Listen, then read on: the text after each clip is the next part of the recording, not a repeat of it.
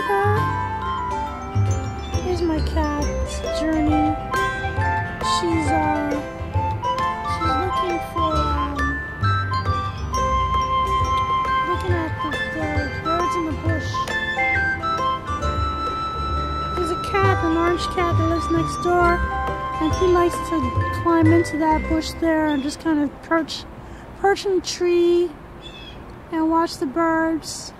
And sometimes they'll even catch one because they like to, the sparrows like to go into the bush, I guess, to stay warm and stay out of the wind, and also, I guess, to kind of confound the predators. But when the predators figure it out, that's the first place they go, like that nasty blue jay I hear making all that racket.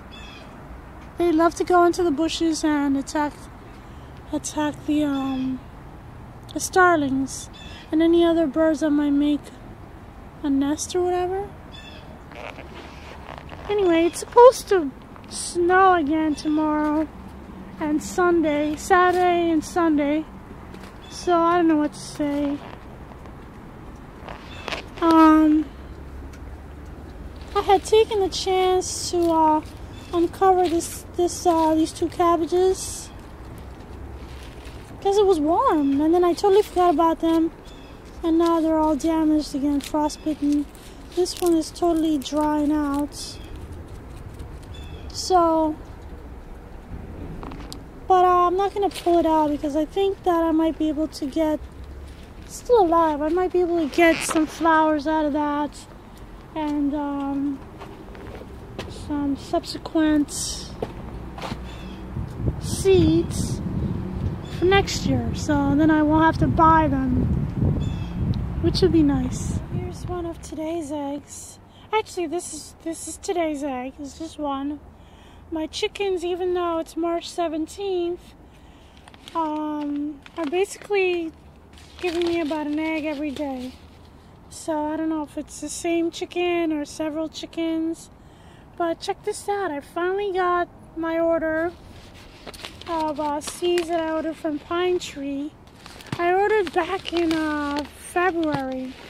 February 10th I made this order. And they sent it out, I think the 18th of February. And then it got lost or something. The post office said they delivered it, but it never came to me, so...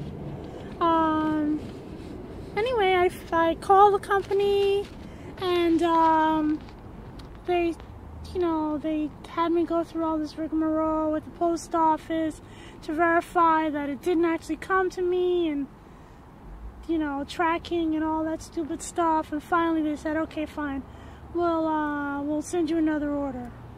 So they did, and it wasn't that big a deal. It wasn't as big of a deal as it sounds. But anyway, because they were very helpful. They were very helpful, and but they just needed to have me verify with the post office, and because nobody was answering at the post office with the phone, I had to personally go. And anyway, whatever. So praise the Lord, I got my seed order finally, and I wanted to show stuff off. Let's see, this is Snappy Sugar Magnolia. This is actually like a purple potted snap pea, which makes like very large clusters of peas on the vine, and I think it also flowers like pink flowers. Kakai pumpkin. This is a hulless seed pumpkin, so it's really only grown for the seeds. It's not really grown for the fruits, the flesh. I suspect that the flesh is okay to eat. I mean, it's not that it's poison or anything, it's just that it's probably not that flavorful. You probably could eat it anyway, but I think if I try it and it tastes blah, I'll just give it to the chickens. So nothing goes to waste. purple ruffles basil. Finally, I haven't grown this variety of basil in years, like almost a decade, probably longer, because, you know, I don't know, for whatever reason I haven't been able to find this variety.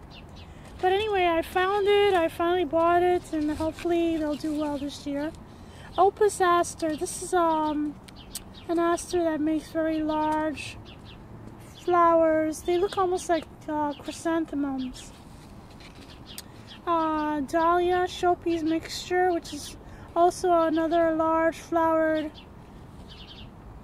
dahlia, which kind of looks like chrysanthemums. But anyway, these are like, well, these are giant, so let's see how they do. There's only a few seeds in there. I think it was like 10 or something crazy like that. But you know, I'm a sucker for that kind of stuff. Schizanthus angel wings. Again, this is one variety of seed that I haven't grown in since I was a teenager, actually. I don't think I planted them last. So I'm looking forward to growing those. They're good for bees and stuff like that, attracting beneficial insects.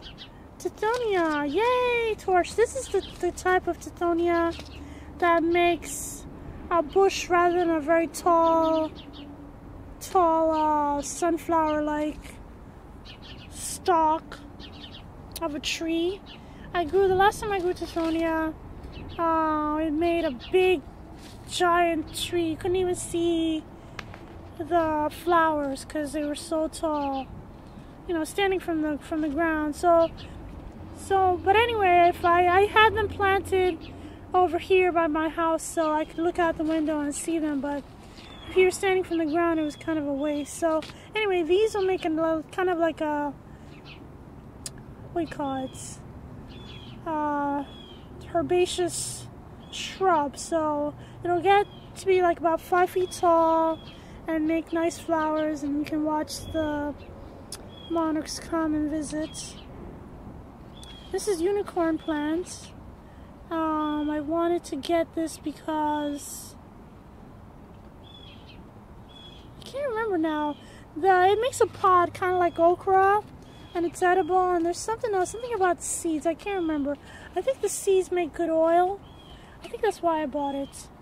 But anyway, so I'm going to try and see. I've never grown this before, unicorn plant. It makes a flower that kind of looks like mimula, is that the word? That's not the word, but maybe it is the word. I can't remember. I'll have to check that out. And then this is red swamp milkweed. I grew some milkweed last year, and I don't know, I was being very mean to it. At the end of last summer, I had it planted with some other stuff, and then I was digging up the other things, and then I left the plants. I remember now, I was growing with the chayote. So when I was digging up the chayote, I dug up the milkweed and I kind of set it to the side, and then I was there for days, and then after that I just put it in some soil, and I didn't really water it very well. So I don't know if it's going to survive the winter. You know, we'll see if by April, May, if it comes up again. We'll see. In the meantime, I did buy more seeds because I want to be able to attract monarchs and have them be able to grow and have good food so that they can continue to proliferate, because monarchs are kind of endangered in a sense. Every year there's less and less monarchs. Last year I saw like I think 3. It might have been the same one twice I saw, and it's a very sad situation. Back when I first moved to this house, I think it was 1997, I grew the Tithonia and the Tithonia torch, and it grew like, you know, about this high, and there was flowers all over the bush. And back, I guess it was like August. August is when you usually get the monarchs. at peak visits, and it was just like minute after minute. It was monarch after monarch. They would come, they would fly in, take a drink, and they would go on their way. And then another one would come, fly in, drink a little nectar, and go on. I mean, it was all day long. Just I would see tons of monarchs when I had that bush way back then. But now, like I said, last year I saw 3. Possibly it was just 2. So anyway, we'll see how it does this year. We'll see if the situation with the monarchs improves, at least in New Jersey. I don't know. Meanwhile, everything's looking pretty decent in here in the greenhouse. I think that for the most part, I've been able to maintain a temperature in here that's above freezing, so that it's not, you know, the plants aren't getting too, they're not getting damaged. I don't really see a lot of damage. I see some damage here, but I think that this is because of my neglect. I've been underwatering these, and I don't know, they're suffering. But these are just, anyway, these are wait, this is Siberian kale. Oh, bummer. So anyway, I know that that's not frost damage, because they're supposed to be very frost hardy. So yeah, anyway, I'm a bad mama. And I had some choice some over here. This kind of gets, I don't know what's the matter with me. All of these over here are just totally gone. Not gone, but anyway, like I said, I'm not being a very good mama out here.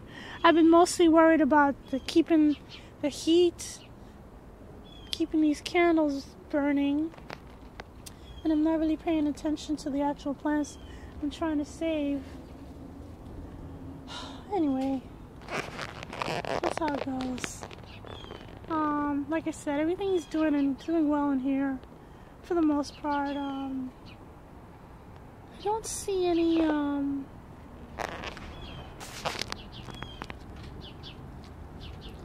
leaf miner. Last year I had a terrible problem with leaf miner, and it started showing up after the greenhouse started to get warm.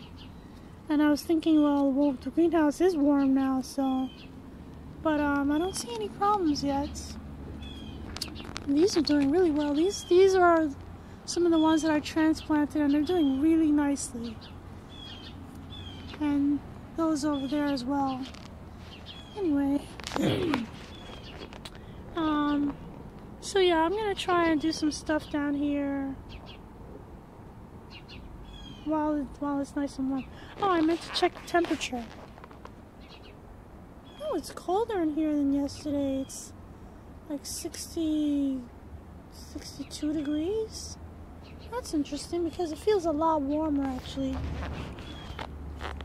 I don't know, whatever. As long as it stays above freezing, I'm fairly happy. So I guess that's it. That's it. Thanks for watching.